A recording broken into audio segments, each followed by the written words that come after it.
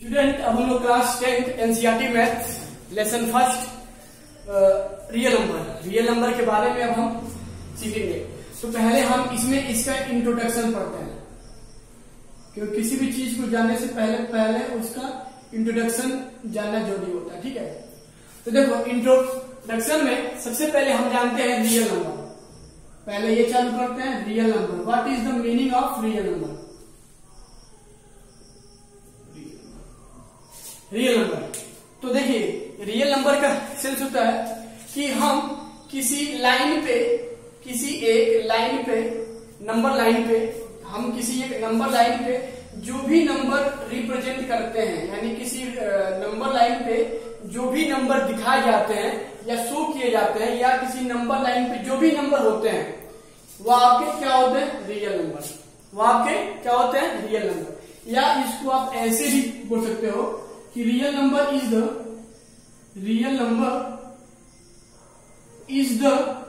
combination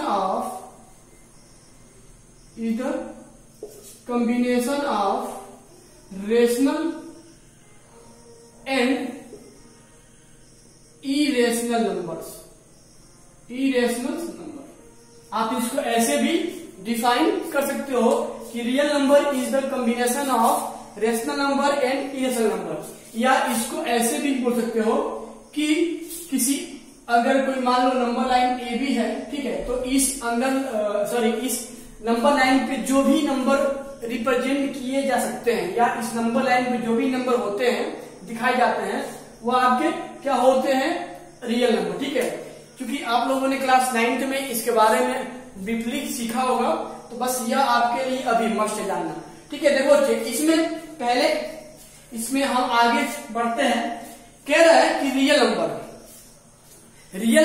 में एक नाम आता है यूक्लिड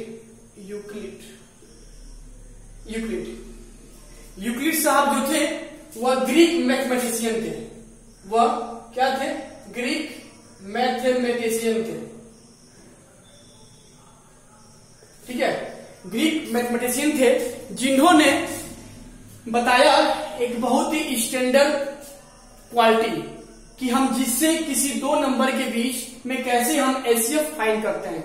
यानी कि यूक्लिड ही थे जिन्होंने सबसे पहले बताया कि अगर कोई दो नंबर हो तो हम कैसे उनको किसी एक विशेष मेथड से, स्पेशल रूल से हम उनका एचसीएफ फाइंड करते हैं। ठीक है बच्चे, देखो, और जो कि अगर लेते हैं यहाँ पे, अगर लेते हैं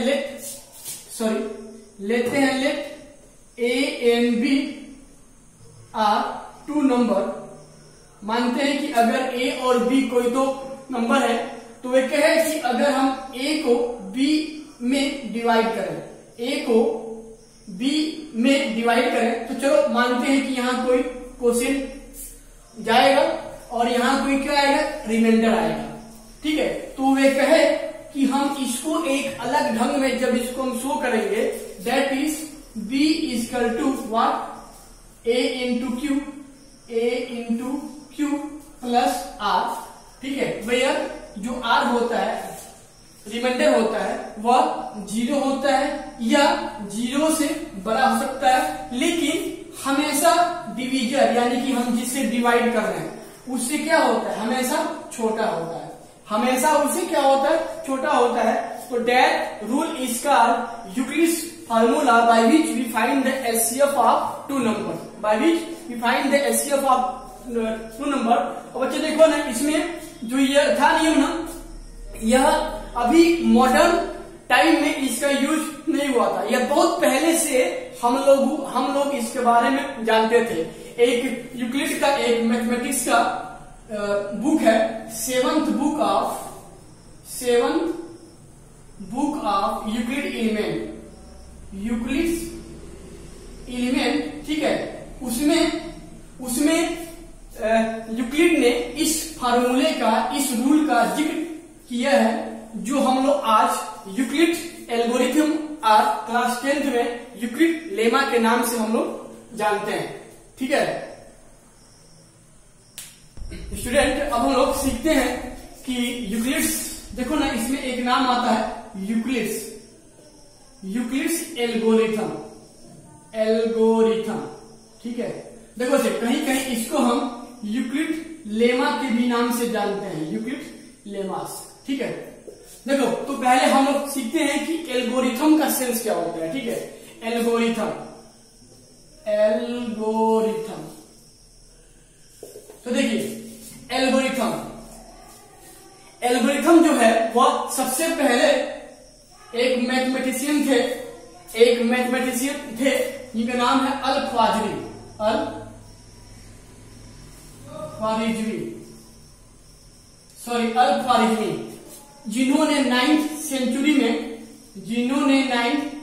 सेंचुरी में, ठीक है, सबसे पहले इन्होंने दिया था। और बच्चे देखो ना, यह जो अल ख्वारिज़मी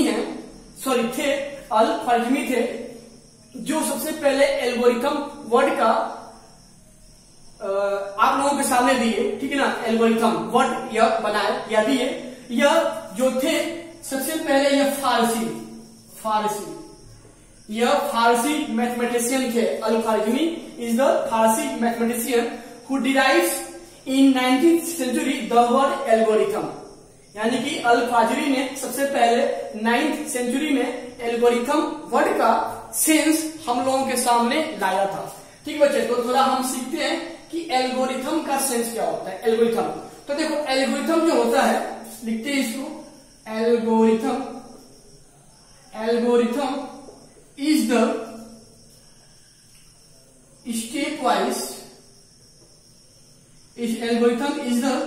stepwise process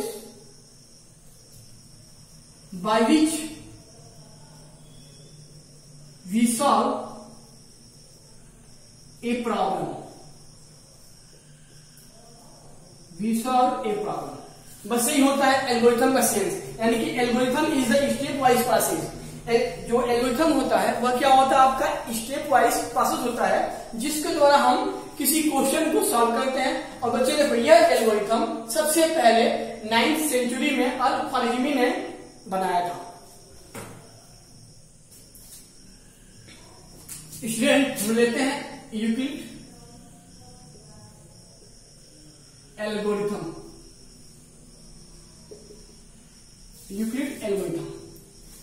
यह था क्या, तो बोल रहा है if A and B are two numbers, लेते हैं real numbers. If A and B are two numbers and if Q and R be any positive number, then देखो अगर हम यहां से क्या करें,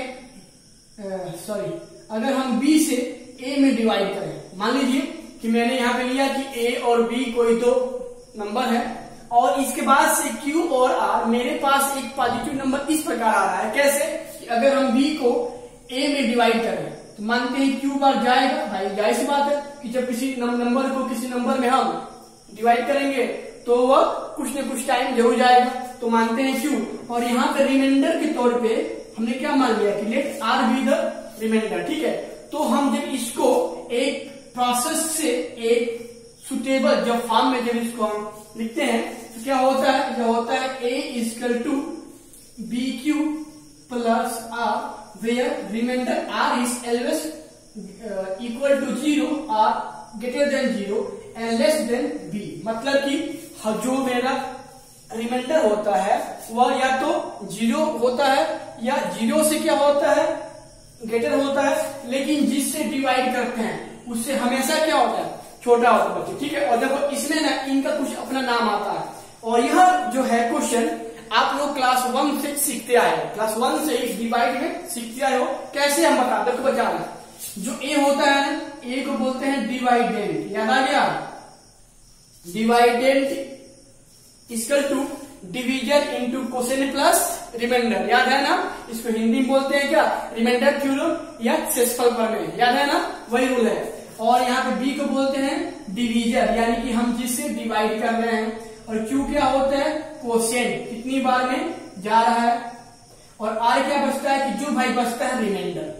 तो यही रूल था जो आप लोग सीखते आए हो, और इसको जब हम जनरलाइज करेंगे बाई वर्ड तो क्या होता है डिवाइडेड इक्वल टू क्या, division into quotient plus remainder. यही जो रूल आप लोगों ने छोटे से ही सीखते आए हो, इसी को क्लास 10th में रियल नंबर में एक बाई रूल के द्वारा, यूक्लिड एल्गोरिथम के द्वारा हम इसको सीखेंगे और पढ़ेंगे। तो स्टूडेंट, हम लोगों ने क्या सीखा यूक्लिड एल्गोरिथम क्या था? यह था आपका कि a equal to B Q plus R, where R की वैल्यू क्या होती है, greater than 0 or equal to 0 and less than division b। ठीक है, देखो अच्छे, अब हम कुछ इसमें कुछ सीखते हैं कि क्या कुछ प्रोसेस है। देखो तो यहाँ पे कुछ लेते हैं केस, क्योंकि तभी आपको इसका सेंस अच्छे से समझ आएगा। चलो मानते हैं कि हम 2 से चलो किसी नंबर 2 को डिवाइड कर रहे हैं। देखो बच्चे, हमेशा ना जिसमें डिवाइड करते हैं, यानी कि जो मेरा डिवाइडेंड होता है वह जिससे डिवाइड करते हैं या तो उसके इक्वल होना चाहिए या तो उसके क्या होना चाहिए, ग्रेटर होना चाहिए। क्यों बता रहे हैं, थोड़ा बात देखो। मान लो आप 2 से अगर 1 में डिवाइड करो, 1 क्या है तो 1 आपका क्या है, 2 से लेस है, तो क्या बताओ यहाँ पे जाए डिवाइड जाएगा लेकिन क्या आएगा, डेसिमल में। लेकिन मुझे डेसिमल की बात नहीं करनी है, तो हम क्या कर सकते हैं कि यहाँ पे डिवाइड नहीं होगा, because 1 is less than from 2। 1 क्या है, 2 से छोटा है। तो हमेशा हम जब भी डिवाइडेंड लेंगे वह डिवीजन के या तो इक्वल होना चाहिए या तो इससे ग्रेटर होना चाहिए। ठीक है ना। तो चलो, तो इसमें हम लेते हैं केस फर्स्ट। चलो मानते हैं हम 2 से 2 में डिवाइड किए, 2 1 जा 2। यहां देखो तो मुझे क्या मिल रहा है, रिमाइंडर 0, आर क्या मिल गया 0। 2 से थोड़ा 3 में डिवाइड करते हैं, 2 1 जा 2, रिमाइंडर मुझे क्या मिल रहा है 1। चलो 2 से अगर 4 में डिवाइड करें, 2 2 जा 4, रिमाइंडर क्या मिल रहा है 0। 2 से अगर 5 में डिवाइड करें, 2 2 जा 4, रिमाइंडर यहाँ क्या मिल रहा है 1।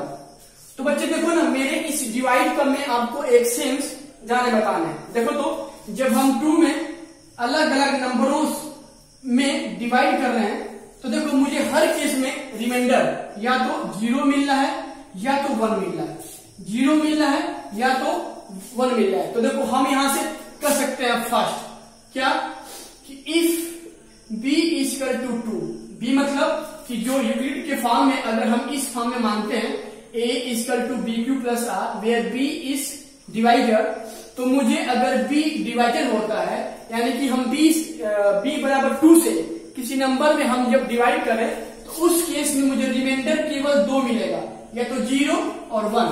क्योंकि यहाँ पे देखो तो मैंने खुद बोला है कि जो रिमाइंडर होना चाहिए वह क्या होना चाहिए, जिसे डिवाइड करते हैं डिवीजन, उससे छोटा होना चाहिए। तो यानी हम जब 2 से जब हम डिवाइड करेंगे तो जो रिमाइंडर आएगा वो 2 से क्या आएगा, छोटा ही आएगा। तो इसीलिए 2 के केस में मुझे केवल 2 ही टाइप के रिमाइंडर मिलते हैं, ये तो 0 और 1। इसका यूज अभी जो क्वेश्चन आएंगे उसमें बहुत ज्यादा इसका यूज आएगा, तब हम आपको ज्यादा बताने। अब हम इसमें आगे लेते हैं। चलो मानते हैं कि लेट अगर b बराबर 3 हो, यानी कि मेरा डिवीजन क्या हो 3 हो, तो मतलब क्या हुआ कि मुझे 3 से किसी अलग अलग नंबर में जो 3 से क्या हो, या तो 3 हो या 3 से जो ग्रेटर हो, मुझे उनमें 3 से डिवाइड करना है। तो देखते हैं भैया, जो 3 लेते हैं, 3 से बड़ा 4 हो जाएगा, 3 से बड़ा 5 हो जाएगा, 3 से बड़ा 6 हो जाएगा।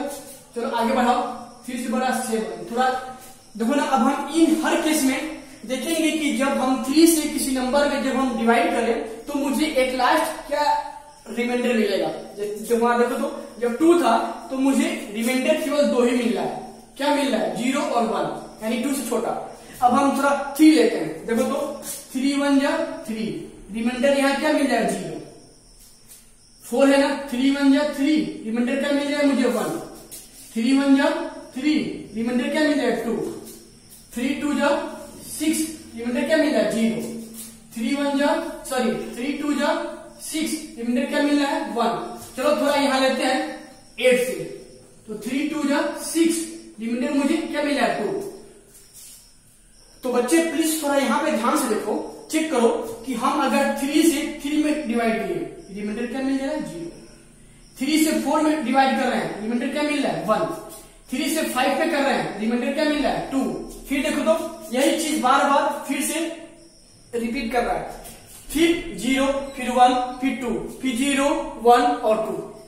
तो कुछ बात मेरी समझ आ रही है कि अगर हम केस 2, अगर हम मेरा डिवीजर अगर 3 हो तो उस केस में जो रिमाइंडर आता है, जाहिर सी बात क्या है कि जिसे डिवाइड कर रहे हैं उसे छोटे ही आएंगे, यानी कि 0, 1 और 2, क्योंकि 3 कभी नहीं आएगा। क्योंकि देखो तो क्या होता है यूक्लिड के एल्गोरिथम में कि रिमाइंडर जो होता है वह 0 हो सकता है या 0 से ग्रेटर हो सकता है, लेकिन हम जिससे डिवाइड करें डिवीजर से उससे क्या हमेशा छोटा ही होगा। तो अगर मेरा यहाँ पे डिवीजर 3 हो तो हम कह सकते हैं क्या कि remainder will be 0, 1 and 2। Similarly बच्चे देखो बच्चे, अगर आप इसको ऐसे भी आप खुद बना सकते हो अपने मन से, कैसे तो देखते हैं यहाँ पे। देखो यहाँ पे अगर हम लेते हैं इफ b इक्वल टू 4, मतलब कि अगर हम डिवीजर को 4 लेते हैं, यानी कि हम 4 से किसी नंबर में जब डिवाइड करें तो देखो तो उस केस में रिमाइंडर जो आना चाहिए वो क्या होगा 4 से छोटा होंगे, यानी कि 0, 1, 2, 3 यही मिलेंगे। अच्छा अगर देखो बच्चे, अगर हमें 4, अगर b की वैल्यू क्या लेते हैं 5, यानी कि अब हम 5 से किसी नंबर में जब हम डिवाइड करेंगे तो रिमाइंडर यहाँ पे क्या मिलेगा 0, 1, 2, 3 और 4। क्योंकि क्या पता है यूक्लिड डिवीजन एल्गोरिथम, यूक्लिड यहाँ लिखो डिवीजन एल्गोरिथम में क्या होता है रिमाइंडर हमेशा डिवीजर से क्या होता है छोटा होता है। तो यानी कि अगर हम डिवीजर 5 लेंगे तो जो मेरा रिमाइंडर आएगा वो 5 से क्या होंगे लेस ही होंगे, यानी 0, 1, 2, 3, 4 होंगे। अगर 4 होगा तो 0, 1, 2, 3 होगा, अगर 3 होगा तो 0, 1, 2 होगा, अगर b बराबर 2 होगा तो उसमें 0 और 1 मिलेंगे। तो बच्चे यह था रियल नंबर में यूक्लिड डिवीजन लेमा के पहले इसका कुछ इंट्रोडक्शन, जिसका यूज अभी जो क्वेश्चन हम आगे सॉल्व करेंगे इसका यूज बहुत ज्यादा आएगा, तो आपको पहले यह जानना जरूरी था। स्टूडेंट अब हम एक क्वेश्चन लेते हैं, कह रहा है find out HCF of 42 and 60 by one Euclid division algorithm, यानी कि यूक्लिड डिवीजन एल्गोरिथम से कैसे हम किसी नंबर का एचसीएफ फाइंड करते हैं, जो कि आपके चैप्टर में बेस्ट है, तो हम सीखते हैं। तो बच्चे देखो ना, पहले क्या लिखेंगे यहाँ पे, पहले यहाँ पे क्या लिखेंगे गिवन, क्या लिखा था 42 एंड 60। ठीक बच्चे देखो, और हमेशा हम स्मॉलर नंबर से ग्रेटर नंबर में हम डिवाइड करते हैं। चलो तो हमेशा तो देखो यहाँ पे क्या देखो 42 से डिवाइड करेंगे 60 में, तो देखो कि क्या होगा 42 1 जा 42, क्योंकि अगर 2 बार जाएगा तो क्या होगा 60 से हमेशा ग्रेटर आएगा, तो केवल 1 बार लेंगे। यहाँ पे माइनस करना है, 10 में से 2 जाएगा 8, यहाँ क्या बच जाएगा 5 में से 4 जाएगा 1। तो बच्चे देखो ना मेरा क्या आ गया यह फॉर्म। देखो ना अब हम इसको यूक्लिड डिवीजन एल्गोरिथम के फॉर्म में इसको हम चेंज करेंगे, तो क्या होता है डिवाइडेड बराबर division into quotient plus remainder, यानी कि लिखेंगे बाय यूक्लिड, सिंपल लिखो एल्गोरिथम, डिवीजन वही बात है। तो क्या हो जाएगा यहां से 60 इक्वल टू क्या मिल जाएगा 42 इंटू 1 प्लस 80। और बच्चे यहाँ पे देखो तो लिखो रिमाइंडर 0 नहीं है, देखो तो यहाँ पे ये क्या है 0 नहीं है, ठीक है। तो अब देखो अब हम पुनः जो रिमाइंडर आता है उससे डिवीजर में फिर डिवाइड करेंगे, और ये प्रोसेस तब तक करेंगे जब तक कि क्या हो रिमाइंडर 0 ना हो जाए। तो यहाँ पे लेंगे अगेन, यहाँ क्या लेंगे अगेन। अब हम 18 से जो आता है रिमाइंडर और जो जिससे हम शुरू में डिवाइड किए हैं डिवीजर, यानी कि जो रिमाइंडर होता है उसे पुनः हम डिवीजर में डिवाइड कर देंगे। अगेन फ्रॉम 18 and 42 डिवाइड करो तो देखो 18 1 जा 18, 18 2 जा 36, 18 2 जा 36, ठीक है।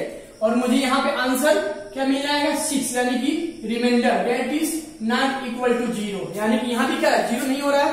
तो थोड़ा हम इसको एक बार पहले इसको देखो, यहाँ देखो, इसको हम चेंज करेंगे इसमें बाई यूक्लिड लेमा, लिखेंगे बाई यूक्लिड्स एल्गोरिथम।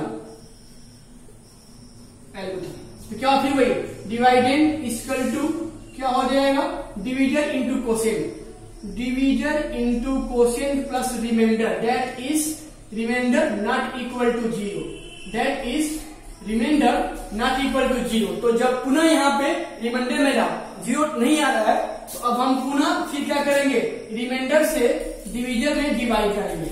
तो फिर हम डिवाइड करते हैं, देखो तो यहाँ पे 6 और क्या 18, 6 3 जा 18, 6 3 जा 18, रिमाइंडर मुझे क्या मिला 0, तो लिखेंगे बाई यूक्लिड्स, फिर लिखेंगे यहाँ पे Euclid's algorithm, by Euclid algorithm क्या हो जाएगा dividend equal to division into quotient plus remainder, यानी कि 18 equal to 6 into 3, 6 into 3 plus remainder 0। और देखो यहाँ क्या रिमाइंडर में क्या आ रहा 0। और देखो बच्चे जिस स्टेप में रिमाइंडर 0 आता है उस स्टेप का जो डिवीजर जो डिवाइड कर रहा है वही क्या होता है दिए गए नंबर का एचसीएफ होता है, यानी कि लिखेंगे यहाँ पे एचसीएफ। तो क्या हो जाएगा देखो तो यहाँ पे कौन काट रहा है डिवाइड कर रहा है 6 ना, यानी कि एचसीएफ में क्या हो जाएगा 6, जो एट लास्ट प्रोसेस में रिमाइंडर 0 देता हो जो डिवीजर वही क्या होता है दिए गए नंबर का एचसीएफ होता है। तो आपका यह था यूक्लिड डिवीजन एल्गोरिथम से किसी नंबर का एचसीएफ फाइंड करना।